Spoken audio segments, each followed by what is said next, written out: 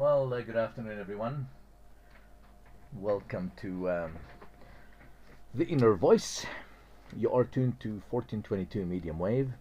This is the new Pan-Hellenic voice, and I am Dr. Gabrielides. I'll be with you till 1 o'clock. And today we're going to talk, as always, about an aspect of our inner voice. The inner chatter in our heads, our internal dialogue, our thoughts, many ways that you can term and describe the inner voice within us. And give me a second to greet my fellow Greek listeners, and I'll tell you why that is so important and how very practical it is to apply in our everyday lives. Καλησπέρα σας κυρίες και κύριοι, φίλες και φίλοι.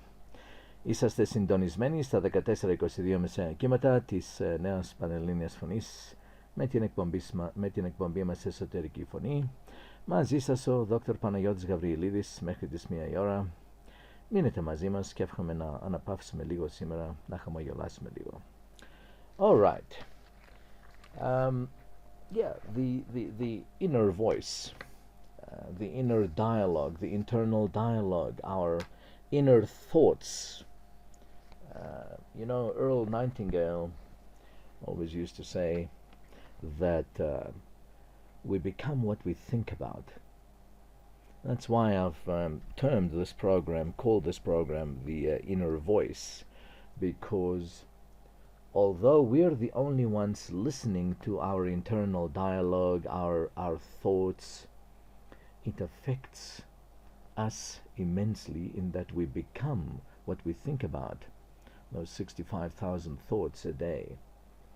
And also kinesiology, the new science of kinesiology, has proven beyond a doubt that every thought, whether it's our thought or someone else's, and every word and every action affects all of us around the world.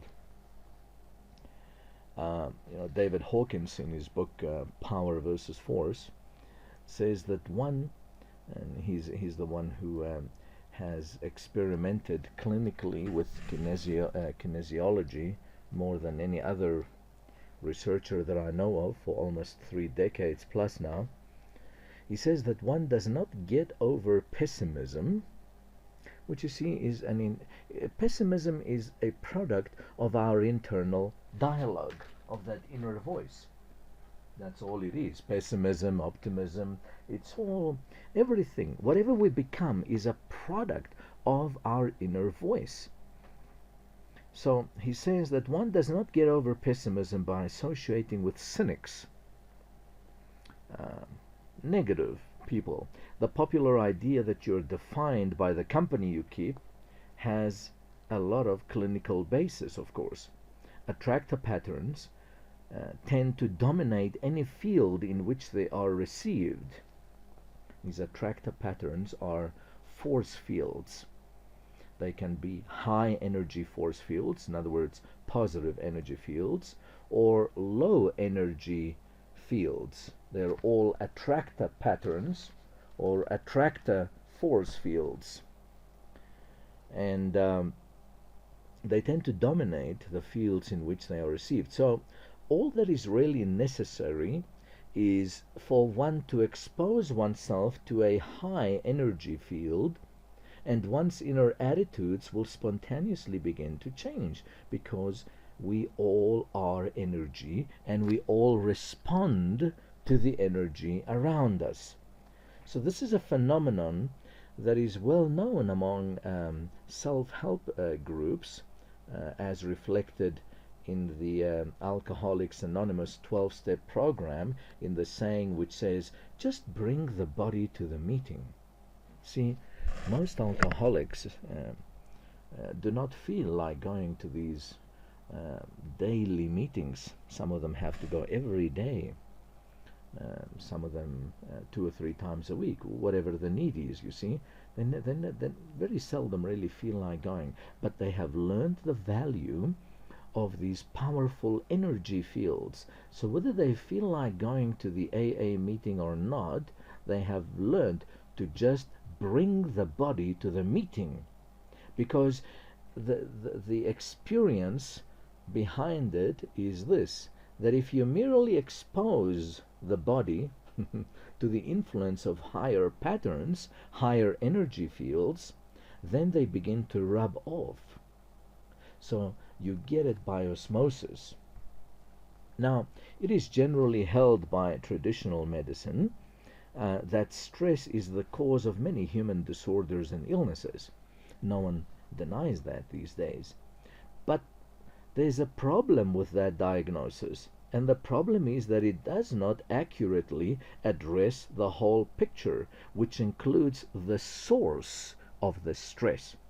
Now, this is important, my friends, what I'm talking about. The source of the stress. Yes, stress is responsible for many human disorders and illnesses, but where does stress itself come from? Where is its source? Where does it originate from?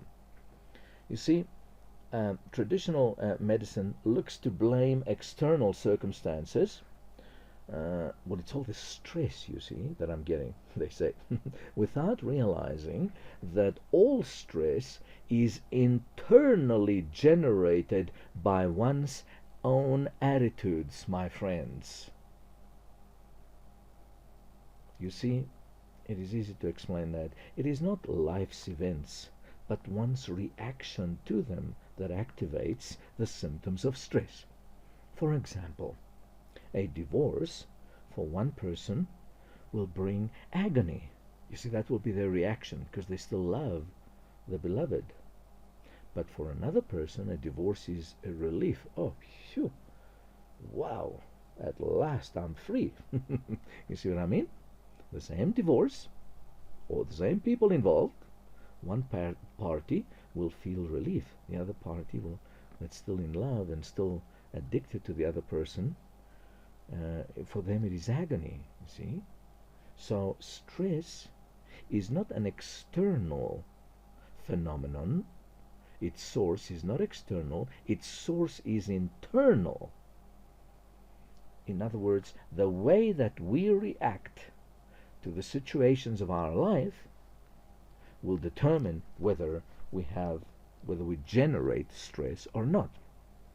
So, challenges on the job, as another example, challenges in our career, difficulties in our job, can result in stimulation for person A, or of course anxiety for person B, or terror for person C, depending on whether one's supervisor is seen as a teacher, a team leader, or conversely as an ogre. All right?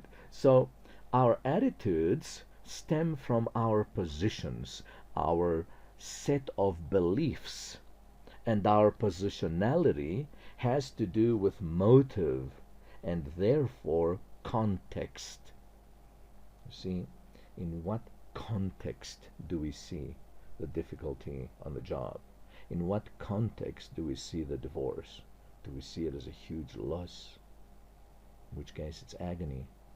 Do we see it as a release, in which case it's a relief, you see?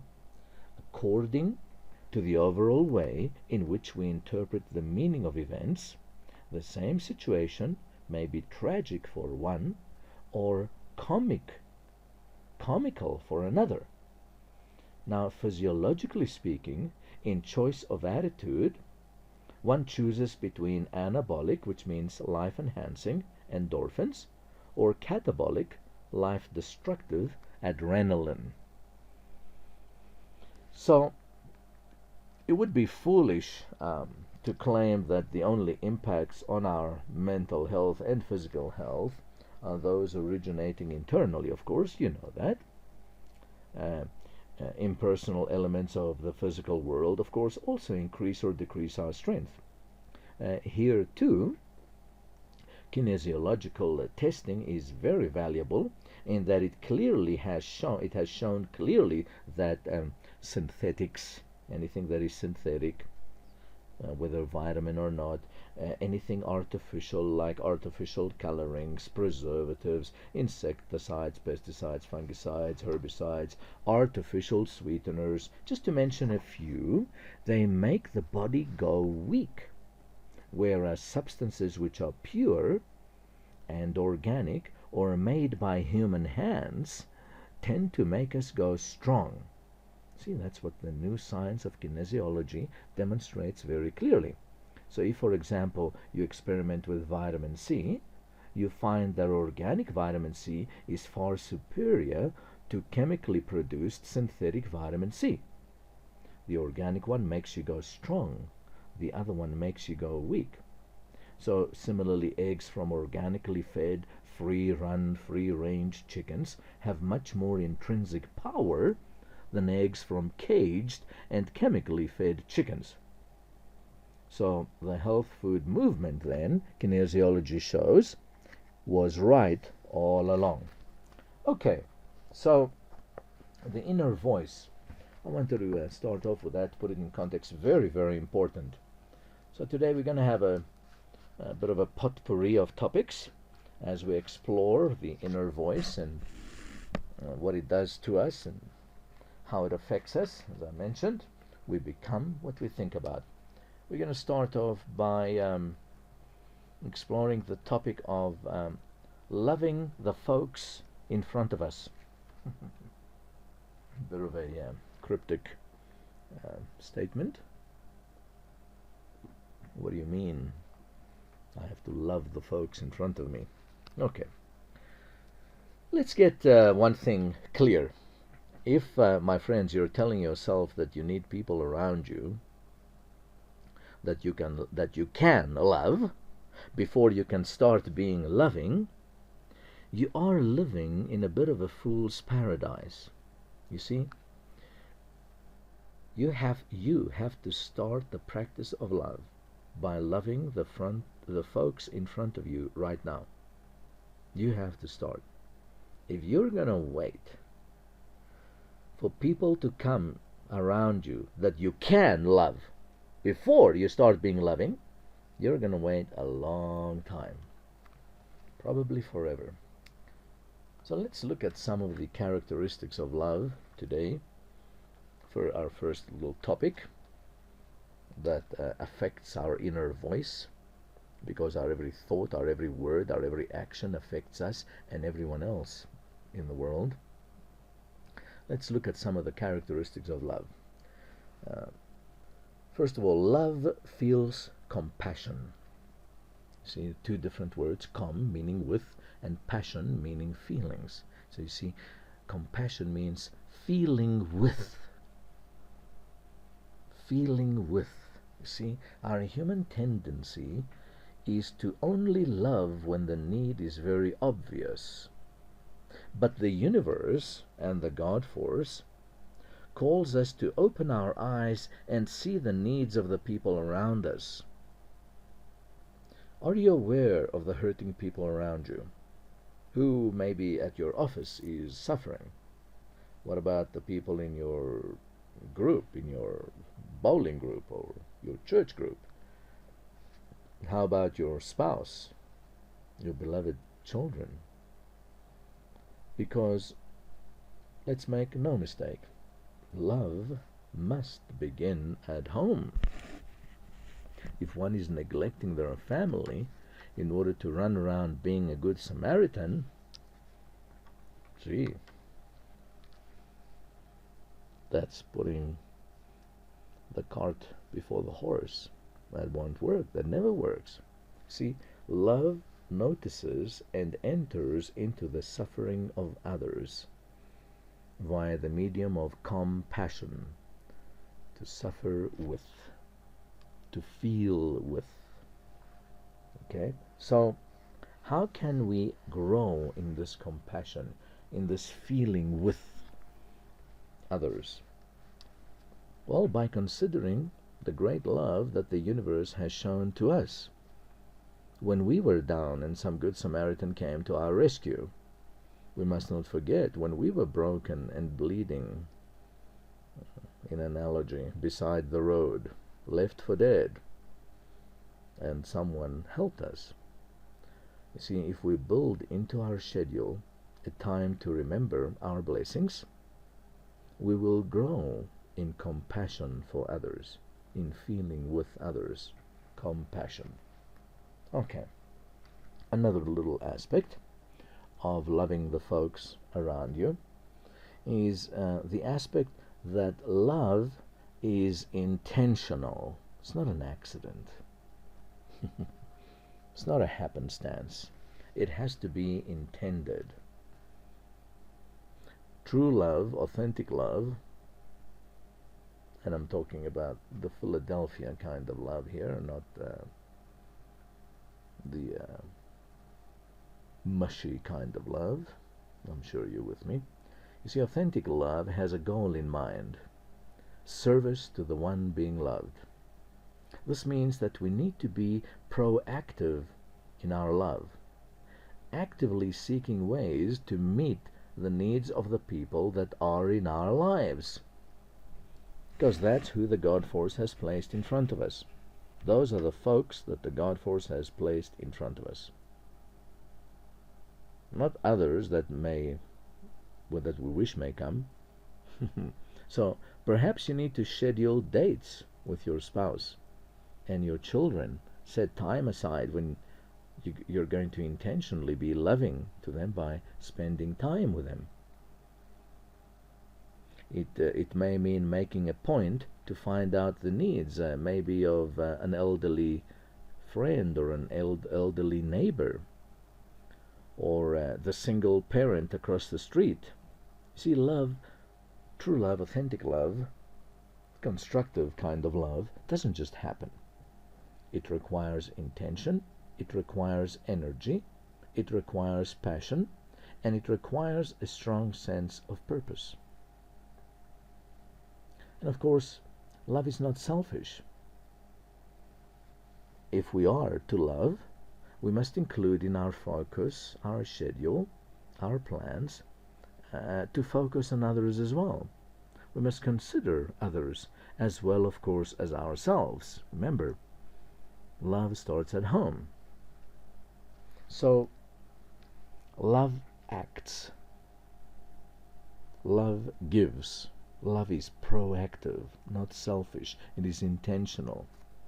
In the midst of our broken world, and the world is very broken right now, my friends, torn by war, stress, stressful jobs, stressful relationships,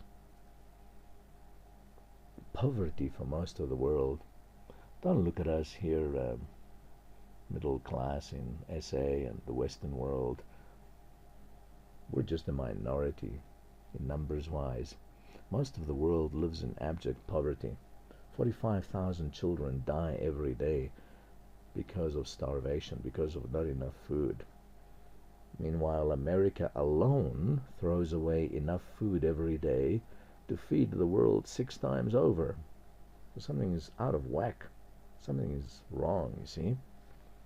So in the midst of this war-torn, financially stressful, relationship stressful world, broken world, good intentions alone don't count for much. They don't count for much. One has to act. One has to be proactive. When we see the devastation in the lives of people around us, we must go beyond good intentions. We must act. Love is a verb, which you do. See, for every 100 people that think or talk about doing something, only one will do it. That's a statistical fact. That is amazing, my friends. That means only 1% of us, or only 1% of the time, will we act on what we think. That is very distressful.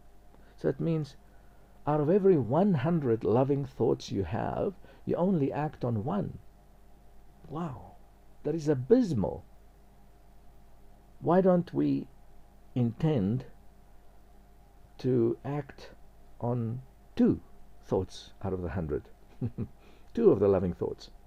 3, 4, 5, 6, 7, 8, 9, 10. Why not? Why not? See, how often do you think, oh, I must call so-and-so. I haven't spoken to them for a couple of weeks. And you think that for 100 times before you actually do it. 99 times you think of it, then the 100th time you do it. That's what statistics show, you see. On average, I realize these are statistics. So it is not enough to just feel compassion for someone else. Authentic love takes action to meet their needs. Presuming that you can, of course. Not asking anybody to do what they can to do. No, please. So, without deep relationships with other people, you will never find that lasting satisfaction that your heart desires. Have you ever noticed that? Unless, I guess, you're a yogi and you spend 20 years in a cave in India standing on one leg chanting Om, And how many of us want to go through that, right? So, we need deep relationships with other people in order to find that lasting satisfaction that our heart desires and craves. Authentic love is the key. So I invite us to reflect daily on that we will then we will reach out in love to those around us. So love means to value or to appreciate. We love whatever we believe is valuable or has worth, of course. Okay? So we got to see other people, the folks in front of us, as valuable and as worthy. Otherwise, how are we going to love them? People don't love what they believe is worthless. It makes sense. It's illogical to believe something that is worthless. So if you go around thinking, oh, those people, they irritate me. How are you going to love them? So you don't place value or worth on them. Au contraire, they are an irritation to you. Oh, I hate those people. See? Our love for other persons is shown by our respect or our appreciation for their value or their worth. Okay. I think this is a good point. We're almost halfway to go to our commercial break. So stay with us here on 1422 medium wave, my friends. This is the new Pan-Hellenic voice. This is the inner voice. I'm going to give you my telephone number in a minute. I do consult as a natural medicine consultant, those of you who want to consult me. So, and I will give my number again at the end. So stay with us here on the inner voice. This is Dr. Gabrielides, and my telephone number is 076 189 6690. I repeat, 076 189 6690. Θα πάμε τώρα, κυρίες και κύριοι, στο συνηθισμένο μας διαφημιστικό διάλειμμα και θα είμαστε πάλι μαζί σε λίγα λεπτά εδώ στα 1422 μεσαία κύματα της νέας Πανελλήνιας Φωνής να συνεχίσουμε το πρόγραμμά μας, την εκπομπή μας Εσωτερική Φωνή. Ο Δόκτωρ Παναγιώτης Γαβριλίδης μαζί σας μέχρι τις 1 η ώρα. Θα σας δώσω τώρα το τηλέφωνο μου και πάλι στο τέλος της εκπομπής για όποιον θέλει να επικοινωνήσει μαζί μου για διάφορες θεραπείες με Natural Medicine. Μπορεί να επικοινωνήσει μαζί μου στο τηλέφωνο 076 189 6690. Επαναλαμβάνω, 076 189 6690. You're tuned to 1422 medium wave. This is the new Pan-Hellenic voice. The inner voice, our program till 1 o'clock. We started at 12. This is Dr. Gabrielides. Okay. My next little topic in our potpourri of topics this afternoon is I've entitled to Return to the World. Okay, what I mean by that. One of the most powerful actions that we can take in creating a better life, a more wonderful life, my friends, is for us to learn to give. but always in balance, of course. Always in balance. And never give in order to get. Never. That's like a dead giveaway. Then you're not giving, you're actually getting. Okay, so give with an open heart, not expecting anything in return. Giving can be. Now, you know why I talk about giving? See, my friends, giving on an energy level, which it always is, everything is on an energy level, giving can be an extremely powerful magnetizing force in our life because it can take place simultaneously at the physical, mental, and spiritual plane of existence. Physical, mental, and spiritual planes of existence. The laws that govern giving and receiving are both scientific and spiritual. In scientific terms, Newton's third law of motion states that for every action there is an equal and opposite reaction. In spiritual terms, we say that as we sow, so shall we reap. Vital, immutable laws, both spiritual and scientific. So, when we put these laws into action, we attract and create a better life. And that's obviously more desirable. When most people think about giving, they think about donating money. Now, although of course that is an important component, giving is much more than money though.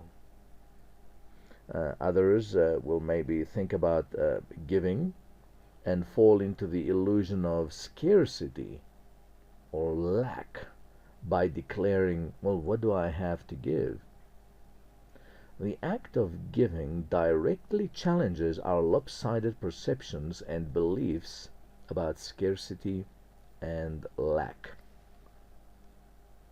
You see, if we begin to bring the mystical power of giving into our life by defining giving from a multi-dimensional aspect, then we ask ourselves, what can I give spiritually? What can I give mentally? What can I give emotionally? Not only physically, you see. Now, here are some examples. Spiritually, we can all give unconditional love. Unconditional love. We can think good thoughts for others. Pray for the abundance of others. I regularly do that. Regularly. I really wish people well. There are some specific people that are always in my thoughts. They're not even my family. Of course, I think of my family. But I mean, it goes beyond that. An example of giving spiritually. Another example is gratitude without judgment. Just being thankful without judgment. You see, the inner voice mostly in most people is negative. It's the negative chatter, a pessimistic, cynical chatter, expecting the worst. Okay? What I attempt to do every Monday afternoon here is just remind us that we've got to swing away from that. And it takes energy and thoughtful intention and an awareness, a constant awareness, not to allow us to slip into the negative stream of our inner voice. Most of us are there all the time, most of the time, by far. By far. That's why I bother to do this program. This is one of my small attempts to do something positive and proactive. Not just for my family, but whoever cares to listen to the program, okay? So, let's look at some examples of how one can give mentally now as opposed to spiritually. Well, you can give mentally by a kind thought, a kind word, support and encouragement. See someone suffering, all you can do is be a listening ear. All you can do is just offer a kind word. Well, it's infinitely better than saying, boy, you really are in trouble, aren't you? Man, next thing you know, you will break your other leg as well. No, people don't need that. They need a kind word, a kind thought. They need support and encouragement. Physically, of course, we can give by giving our time to worthy causes,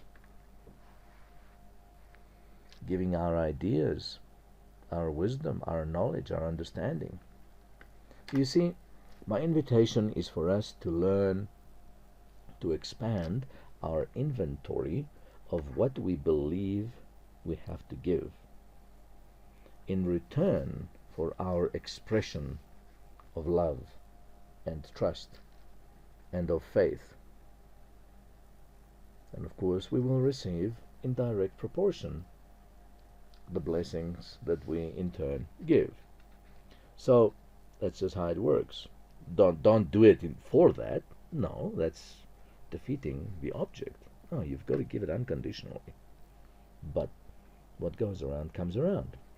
So whenever we feel that we're experiencing lack or limitation, we're lonely, our job's not going well, our relationships are too stressful and deleterious. So whenever we experience that lack or limitation, the action of giving will open us up to something better, something greater. And to fully experience the power of giving, we must give from a place of love and trust. As I said, if we give to get something back, or give out of guilt or duty or remorse, we will not open up the abundant channels of the universe. No way. Our source of giving cannot be selfishness or fear. It just can't. So by putting this action into practice and paying close attention to the small miracles that begin to show up our life, we will see, and we will finally make a believer out of ourselves that yeah, it does work. See, in dealing with afflictions and difficulties in life, one realizes that pretty much there's nothing new to say, really. You know, we're talking eternal truths here, in the sense of the great sages of the last several thousand years who have told us how to deal with life's difficulties. So my feeling, though, is that most of us, most people, need it to be modernized. If say, people read the parables of the Buddha or those in other holy books, it's not in their language. So when somebody comes along and tells stories in the sense that they are living these stories along with their kids, their spouses, their etc., people say, ah, yes, this is happening, and in our times they can relate to it. See, talking about the Buddha and monks, a monk doesn't have to worry about a wife and children, pets, a house, power, oil, a leaking roof. But we, of course, we do face these things almost daily, isn't it? We have to figure out the best ways to get through life's difficulties. On the other hand, if you talk to people who have been close to death and had to be, let's say, resuscitated one or more times, they say, I don't have problems anymore. I only have blessings. So it behooves us to try to find out what's important before we develop a life-threatening illness or have some major loss or catastrophe, and then say, oh, now I am enlightened. Then it's a bit late, you know. We need to be prepared beforehand. So, for example, what a lot of healers learn, a lot of healers themselves, when they are sick, is what is important about life. See, they thought they knew what is important about life until they became sick. Suddenly, though, it isn't about how long they spend in the office or wherever. It's, did I talk to my children about their future and tell them that I love them? Did I? So what are some of the recommendations that one can look at to deal with the various life difficulties?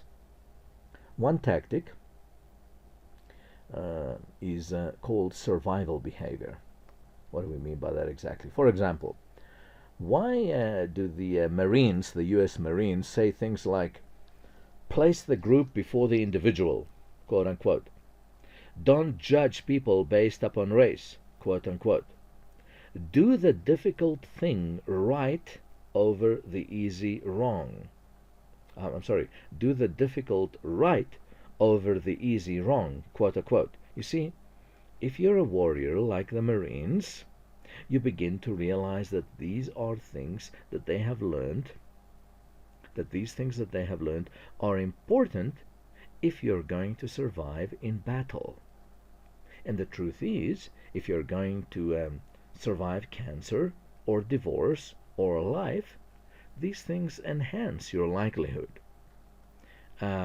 Spoke about Alcoholics Anonymous earlier. If Alcoholics Anonymous can say, fake it till you make it, it's one of their famous sayings, trying to help you change who you are and your life, they're not saying it to fool you or other people.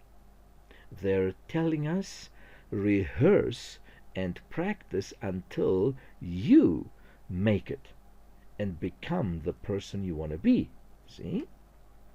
Now that's a difference in motivation that makes all the difference. Nobody's talking about fooling people. No. Fake it till you make it, the AA saying, placed in context, is rehearsing and practice, because you got to do that first. You got to visualize yourself being alcohol free first. You got to pretend you're alcohol free first and practice before a few years have gone by and you have finally kicked the habit. Okay? The same is true of actors, of course, and actresses. Okay? And here is an interesting thing, my friends, about actors and actresses. An amazingly interesting fact. Did you know that the blood tests of actors and actresses are changed by the role they play? Isn't that amazing? A good actor and a good actress will so get into their role that if you test their blood, it is different according to the role or the character they are portraying. It's amazing. Like I sometimes say to people or ask people, who do you want to be? And if you say back to me, well, I want to be a survivor. Well, then let's act like one and keep rehearsing and practicing, because then your body, which is much slower than your mind, will get the message that you like life. See, that there is an amazing quantum physics law, a quantum physics statement. You know, my friends, if you start off on Monday by saying, ooh, got an itch in my throat, ooh, and you start thinking, uh-oh, You know what? Tomorrow, this itch in my throat may turn into tonsillitis. Man, that's by Tuesday. By Wednesday, you start thinking, oh, that may spread into a full-blown flu. By Thursday, you're thinking, my word, that may, turn into bronchitis. And by Friday, I'll probably have pneumonia and I'll need to be in intensive care. And I mean, all you have is an itch in the throat. Now you see, so if you give up, and you can do this with anything, any difficulty in life, just using an example. Your body knows your intention. If you're going to give up and say, well, buddy, you know what? Yeah, okay, well, I'm ready for intensive care and pneumonia. Honestly, that's what will happen to you, 10 to 1. But if you say, ooh, this itch in my throat. Oh, no, forget it, it's just an itch in the throat. I'll take some extra vitamins, extra vitamin C, etc., etc., and I'll be fine. This afternoon, the itch will be gone. And you see, then your body, on a quantum physics level, on a quantum energy, gets the message, hey, sickness, what's that? Illness, what? We don't have time for that. No, we mean it. We want health, and we want vibrant health. We want good relationships. We want a good, stable job. We want to feel safe in our homes. I don't expect anybody to break through the door at any one time and shoot me or rape me or whatever. See? You got to feel it in your heart. And you got to practice, practice, practice till it becomes second nature to you and authentic. You see, imagine that now versus walking around all day depressed, hating your job, hating your relationship, hating, and you know what Monday morning does to our health. Monday morning, 9 o'clock, is when most middle-aged men choose to have a heart attack and exit the earth plane, okay? So if you don't like the job, quit now. Don't wait until they diagnose you and then say, oh, I'm not going to work tomorrow. You see, we have to strive to do what we love and then benefit from the side effects that has on our bodies. And I mean that literally. One of the things one learns when studying bacteria is that bacteria learn to resist antibiotics. Then we get mad because that makes it harder for us to kill them. But when we learn to resist a disease, we don't get mad. I always say the reason bacteria have less trouble surviving than we do is, number one, they do a lot of good things for us. Not every bacteria is a problem. Probiotics, for example, are very good for us. And yet less than 5% of the population have any probiotics left in their gastrointestinal tracts.